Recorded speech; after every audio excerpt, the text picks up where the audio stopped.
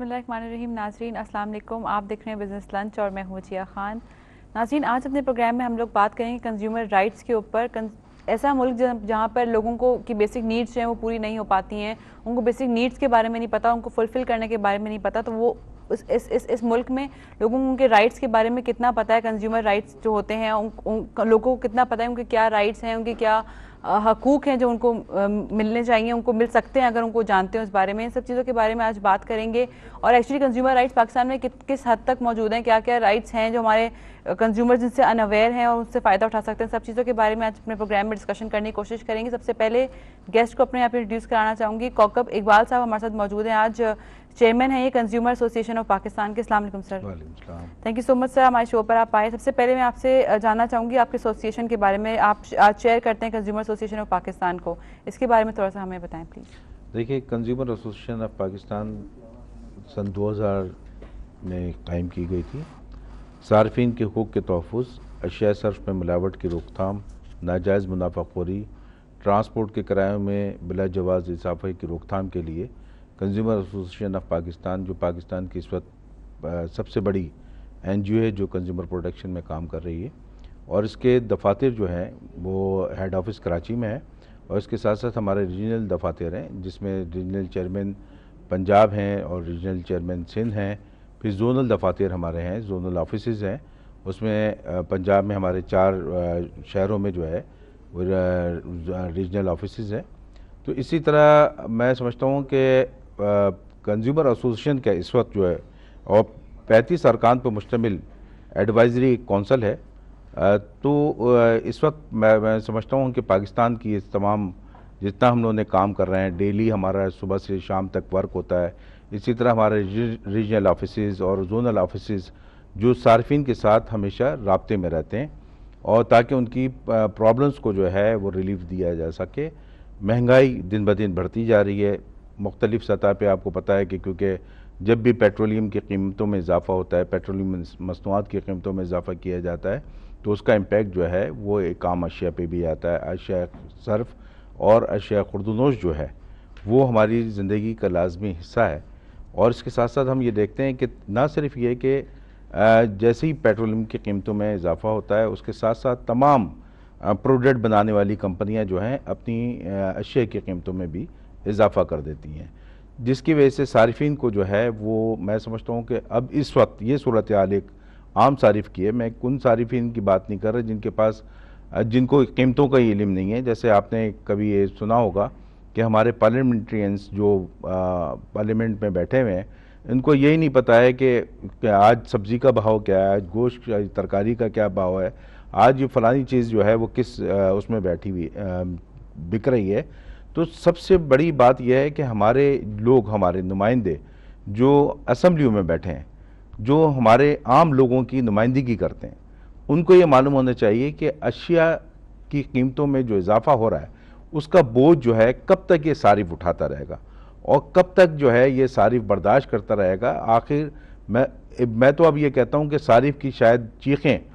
ऐवान बाला तक पहुँच चुकी होंगी और उनको ये महसूस कर देना चाहिए कि सार्फिन जो है मज़ीद बोझ उठाने के काबिल नहीं है। ठीक है कौकब साहब, फिक्स प्राइस का जो कॉन्सेप्ट है जिसको हम डेफिनेटली आपकी ऑर्गेनाइजेशन एसोसिएशन जो इसका एक एम होगा कि फिक्स प्राइस पे हर चीज़ जो है बिके, और जो यहाँ पे जो दुकानदार होते हैं अपनी मर्जी से अपनी कीमतों में इजाफा जो कर लेते हैं, उस पर कितने हद तक कंट्रोल किया जा सकता है और फिक्स प्राइस को किस तरह से इम्प्लीमेंट किया जा सकता है? देखिए, फिक्स प्राइस आप बहुत सारी दुकानों पे अगर जाएं तो वहाँ पे लिखा होगा कि जी कपड़े की कीमतों जो दुकान है ख़ास तौर पे कि ये फ़िक्स प्राइस है। और इसी तरह हमारे यहाँ जो फिक्सेशन ऑफ प्राइस ख़ास तौर पे सब्जियों की और जो करियाना के आइटम्स की हुकूमत निकालती है, उस पर इम्प्लीमेंट होता हुआ कहीं नज़र नहीं आता। उसके लिए यह है कि गुज़िश्ता कई सालों से हम मुसलसल मुतवातिर सिटी डिस्ट्रिक्ट गवर्नमेंट के अफसरान के साथ राब्ते में रहते हैं और मीटिंगों में शिरकत करते हैं, मगर अभी तक उसका जो रिज़ल्ट आना चाहिए, क्योंकि अगर आपने लिस्ट निकाल दी और दुकानों पे आवेज़ा भी करा दी तो उसका रिज़ल्ट मुझे कुछ नहीं मालूम कि वो सारिफ को रिलीफ मिल रहा है, क्योंकि लिस्ट चिपकाने से या वहाँ पे आवेज़ा करने से वो सारिफ को कोई भी रिलीफ हासिल नहीं हो रहा है जब तक उसके ऊपर इम्प्लीमेंट कराने के लिए बात न की जाए या इम्प्लीमेंट कराने की जो अथॉरिटीज़ हैं। कितना मुश्किल होता है इस चीज़ को इम्प्लीमेंट करना, बिकॉज हम देखते हैं कि एक एरिया में जाके जो एक फल या सब्जी जो महंगी मिल रही होती है और थोड़ा सा आधा घंटा एक घंटे मतलब थोड़ा सा आप थोड़ा आगे चले जाएं तो फिर सब्जी की कीमतों में फलों की कीमतों में बहुत मेजर चेंज जो है वो नज़र आता है। तो क्यों इतने खुलेआम वो लोग इतने आराम से जो इतनी कीमतें बढ़ा के चीज़ें बेच सकते हैं? देखिए, एक तो वो इलाके हैं जो कि सिटी में, जैसे कराची सिटी में आप बात कर लीजिए कि डिफेंस है, डिफेंस का इलाका है या बड़े पोश इलाके हैं,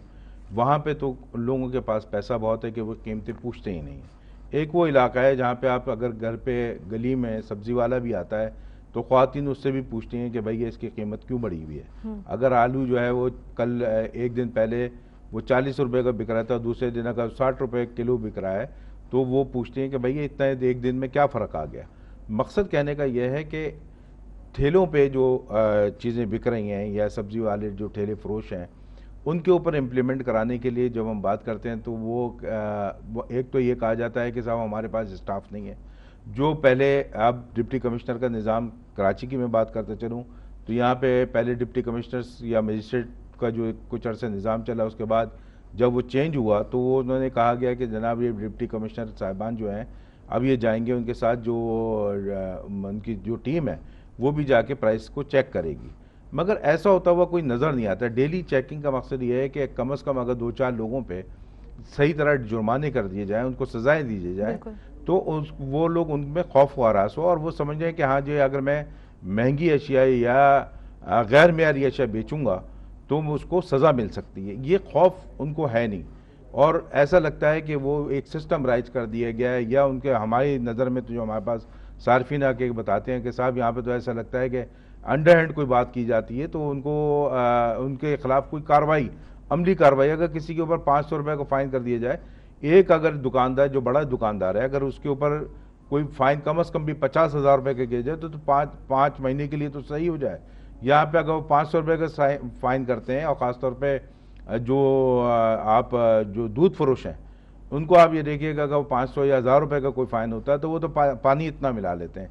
ये काम है हुकूमत का। देखिए हमारा काम है, हमारी जो NGO है उसका काम है लोगों को में अवेयरनेस देना, लोगों के जो सार्फिन है उनके हकूक़ के लिए काम सार्फिन को अवेयरनेस देना तो ठीक है, अपनी जगह ठीक है। अवेयर मैं भी अगर अवेयर हो जाती हूँ कल को जाके कि मुझे पता है कि ये चीज़ इतने की बिक रही है, लेकिन मुझे उस वक्त वो चीज़ की ज़रूरत है, मुझे घर चलाना है। अब जब मुझे मेरे करीबी इलाके में वो चीज़ उससे कम कीमत पर मिल ही नहीं रही है तो फिर मैं तो मजबूर हूँ कि मुझे वो चीज़ खरीदनी पड़ेगी जितने पैसे की मिल रही है। तो यहाँ पे सार्फिन जानते हुए भी काफ़ी हद तक जो है वो आपको एक्शन जो है वो ले नहीं पाते हैं। तो वहाँ पर आके किस तरह से वो लोग, आपका कुछ तरह का सेल हो या कोई सिस्टम हो यहाँ पे रिपोर्ट कर सकें? देखिए हमने तो अपनी टेलीफोन हमारे हैं और ख़ास तौर पे मैंने तो अब मोबाइल भी, ये लोगों के मोबाइल बंद हो जाते हैं, मैं तो अपना मोबाइल नंबर भी सबको दे देता हूँ और ताकि लोग डायरेक्ट भी मुझे शिकायत कर सकें। मगर वो शिकायत भी हम डिप्टी कमिश्नर ऑफिस को ही फॉरवर्ड करते हैं या कमिश्नर ऑफिस को फॉरवर्ड करते हैं कि उनके ऊपर जो है शिकायत जो हमारे पास आई है उनके ऊपर वो उनकी शिकायत का इजाला किया जा सके। मगर जब मैं एक बात कहता हूँ कि एक दुकानदार एक होता है या ज़्यादा से ज़्यादा 2 आदमी होते हैं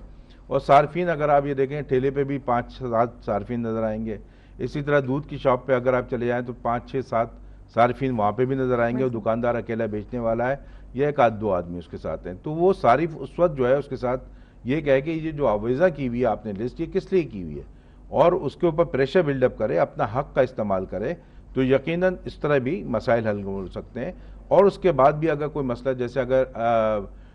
किसी भी अशे की कीमत में, यानी दूध की कीमत में या दाल की कीमत में या गोश्त की कीमत में इजाफा कर दिया जाए तो उसके लिए अगर सार्फिन, जैसे पूरी दुनिया के ममालिक में होता है कि अगर वहाँ की तंजीम ये एक दूसरे दिन स्टेटमेंट देती है अखबार में कि ये चीज़ ना ख़रीदी जाए तो उसको कंट्रोल किया जा सकता है। यहाँ पे ये होता है कि अगर आपको पता चले कि ये चीज़ कल नहीं मिलेगी तो वो ज़्यादा तादाद में ख़रीदी जाती है। इस तरह जो है डिमांड एंड सप्लाई का जो फ़र्क है वो बढ़ जाता है। और इस तरह हम अब बजाय कि हमें सपोज़ ये कि जैसे चीनी के ऊपर कीमतें बढ़ रही थी, उस वक्त हमने मीडिया से अपील की और यहाँ पे जो मीडिया ने हमारे साथ ताउन किया, उन्होंने अवेयरनेस दी लोगों को, भाई चीनी जो है वो कोई खाने से आदमी खुदा न खास्ता मर नहीं जाता, तो कम कर दें। अगर आप 2 चम्मच डालते हैं तो आधा चम्मच डालें। इस तरह अगर आपके घर में 5 किलो चीनी अगर आती है तो उसको जो है 2 किलो पे लेके आ जाएं तो जब ये डिमांड नहीं रहेगी तो सारिफ को चीज़ें बेचे, देखें कोई भी कंपनी सारिफ के बगैर तो कोई चीज़ अपनी अशिया बेच नहीं सकती। पहली बात तो ये सारिफ को ये समझ लेना चाहिए कि चाहे वो चीनी बेचने वाला हो, दूध बेचने वाला हो, या गोश्त बेचने वाला हो, या कोई भी और